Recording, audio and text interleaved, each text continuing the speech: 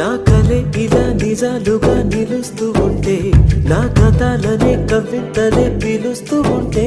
ఈ వరాలుగా ఉల్లాసమే కురుస్తూ ఉంటే, పెదవికి చంప తగిలిన చోట పరవశమేదో తోడవుతుంటే, పగలే అయినా గగనంలోన తారలు చేరెనుగా నిజంగా నేనేనా